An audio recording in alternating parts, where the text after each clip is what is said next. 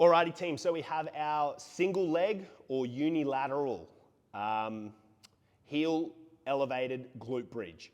So we've just done the bilateral or both legs up on the bench. If you haven't seen that and you are finding this way too difficult, potentially the hamstrings aren't quite there yet, I will link that video just up here. Hopefully I'm pointing the right way.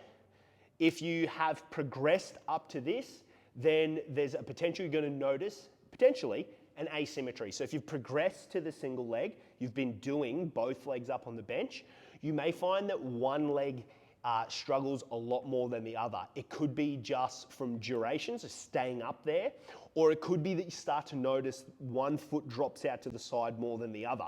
So there could be a weakness in the semis, or potentially even a weakness in the bicep of the hamstring. So very important that we take note of that, take stock of what is potentially weaker.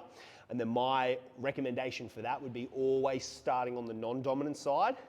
Get to as far as you can in terms of duration or what's listed on the program that you're following, and then mirror on the dominant side so we can start to shorten that gap between the asymmetries there. So let's go through the setup, guys.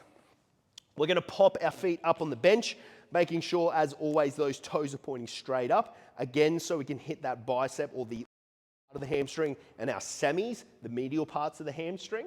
From here, normal setup for our hip thrust as well. We want to make sure that those elbows are on that 45. Again, for stability, we're setting the shoulders down, making sure as those hips come up, we stay in the posterior tilt. Only difference here is we're going to be driving one leg up off the bench. So we want to come up and make sure that this foot that is still down, driven down, that we're not dropping that out to the side. We also want to make sure that those hips get up high enough. So if my hips aren't cracked, I haven't got good hip extension, we want to make sure that we're really driving through, keeping those hips up. Lastly, we're trying to pull our leg, our working leg, towards us to really that hamstring. Now guys, as I said, potentially there might be an asymmetry or a weakness on one side to the other. If you do find this way too hard, so you're trying to stay up there for say 20 seconds, 30 seconds, and it's just absolutely killing you, we may need to regress to the bilateral movement, so both legs. If you need a link to that, I'll link it just there.